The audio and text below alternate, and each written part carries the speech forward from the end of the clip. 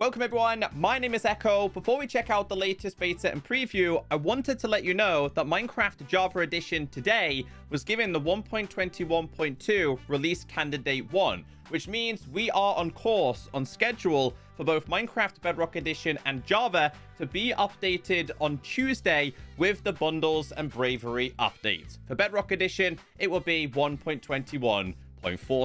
But also good news for the PlayStation community, especially if you have a PlayStation 5, because native support is going to be introduced. And guess what? That is happening on October 22nd, which is why we know this update will be releasing the same time. Android players, you are safe to update to the latest beta and preview this week. Last week was a disaster.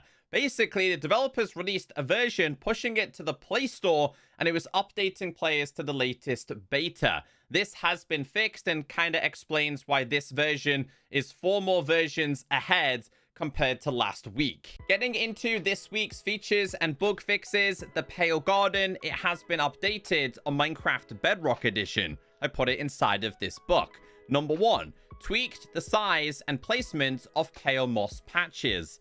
Pale moss patches are now larger when naturally generated. Pale moss patches now have a chance to naturally generate without being adjacent to pale oak. Pale moss patches now have less tall grass growing on them. Increased pale oak density to match Java Edition. Flowers and mushrooms no longer generate in this biome. Again, this kind of gives us the indication that the Pale Garden is a copy and paste of a dark oak forest. Before we go to the Pale Garden biome this week, one more thing to be mentioned. While in the biome, the sky is now completely gray instead of blue at the horizon. We have a bug report. If you messed around with the beta and preview last week, you probably noticed it wasn't completely gray. This week, it's been fixed. So as you can see, it's definitely a lot more of a denser biome, but I still see patches. I still think on Minecraft Java Edition, the trees are a lot closer. However, the experience at nighttime is definitely a lot better. One more thing I have noticed as well as the transition from outside of this biome into it is still not like a smooth blend. However, when you are inside of this, you're not technically seeing blue. I mean, you could still kind of see it a little bit over here, but nothing as bright as last week.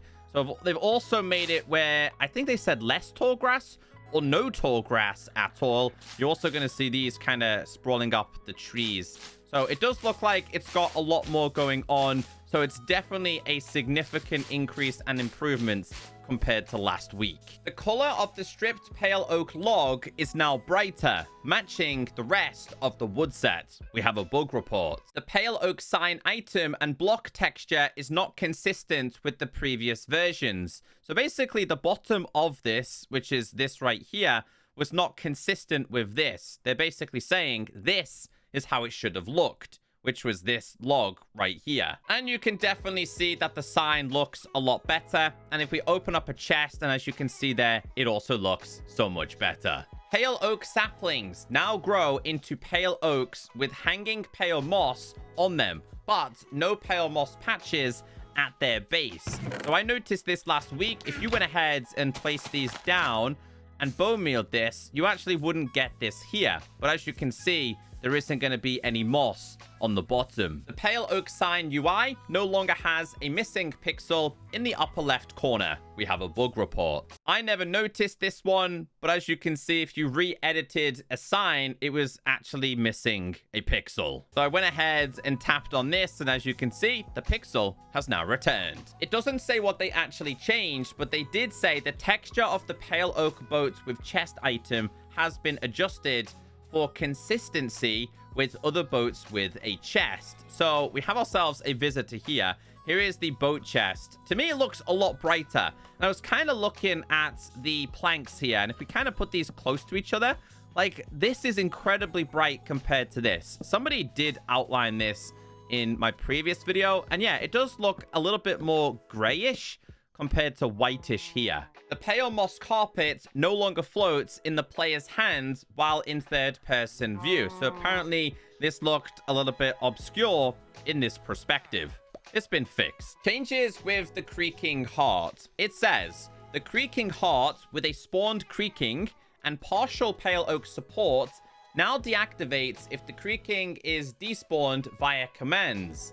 Creaking Heart data is no longer retained when control picking the block in creative mode. So if you were to kind of control and pick this, which is basically what I'm trying to do here, the data could be saved and you could end up with a lit one. That is not possible. Also, though, Creaking Heart is now immovable by pistons. Last week, you could actually move the heart. This week, you cannot. You can also no longer use the Creaking Heart as fuel. Last week, you could put these inside of here. Now it goes on the top, does not fit in the bottom. Creaking Heart spawned and despawning its Creaking now emits vibrations from the Creaking's position. Accessibility. Fixed an issue with haptic feedback on iOS. Getting into blocks and features, there's quite a few changes here. So the developers did leave some notes, dev notes. I love these, by the way. We fixed several issues where the tool used to mine some blocks didn't affect the drop or mining speed correctly.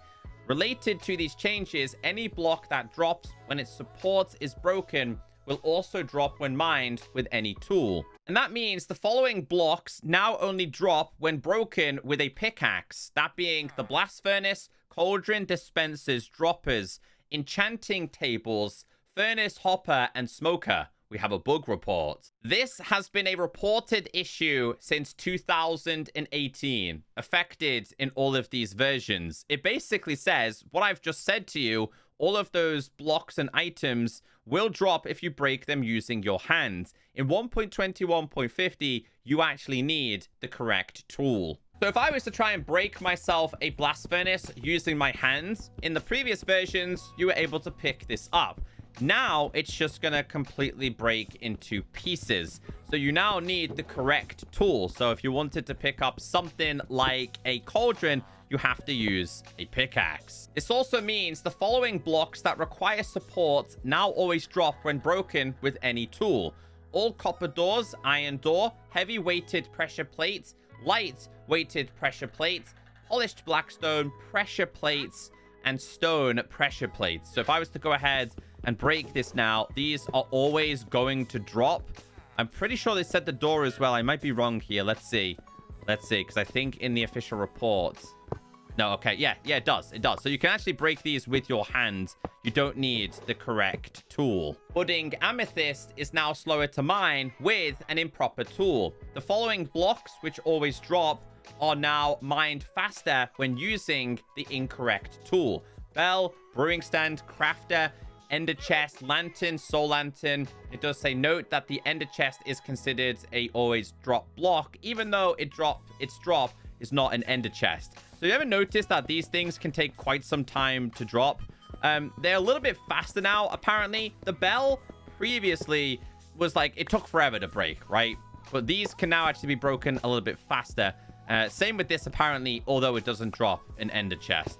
Obviously, mining this with the correct tool means you should be able to do this a lot faster. Gameplay changes. The kill command or any damage greater or equal to its target's current life will now kill it in the base game version below 1.18.20.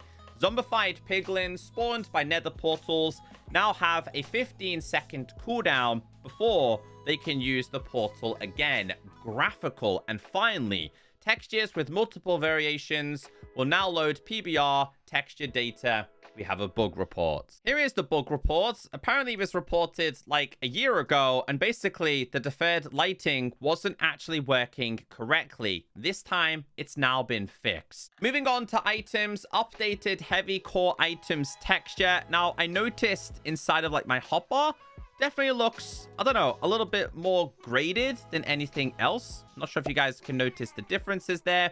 Then we move on to realms. Let's read the change log. Here is your realms changes. Added a loading modal when changing active realm slots to prevent a glitch where multiple realm slot setting screens are pushed to the stack because of the player's button mashing in edit world screen. They also fixed issue with the game mode and difficulty were not being preserved after uploading or replacing worlds in realm slots. And we do have an event change, added a new realm event related to mobs. Sounds, adjusted volume and pitch for break, hit, place, fall, step, and land sounds for the amethyst block. Now, I believe this was meant to be in last week's one, but like it was never applied. So now it's actually been applied, and apparently the sounds are slightly different. User interface changes, tweaked position of paper doll to not overlap with UI bars. Mobile devices going into windowed/split screen mode no longer overrides saved positions of custom controls. High font rendering improvements for chat and signs. Removed the new bed screen toggle from video settings. This is currently in preview only. Added missing quick swap animations in GUI for several blocks. Bundles that are moved under a player's cursor now correctly update their tooltips. And technical updates, let's read the changelog. So it doesn't look like 1.21.50 will actually be a relatively big update. It's all going to be about the winter drop, which of course features the pale garden, the creaking, etc. So not too many changes this week. Anyway, have a wonderful day. Hope this video has kept you all updated. As always, if you could leave a like, I really appreciate it. And if you made it this far in today's video, leave a comment and say, hey Echo, that boat is pretty bright. See you in the next one.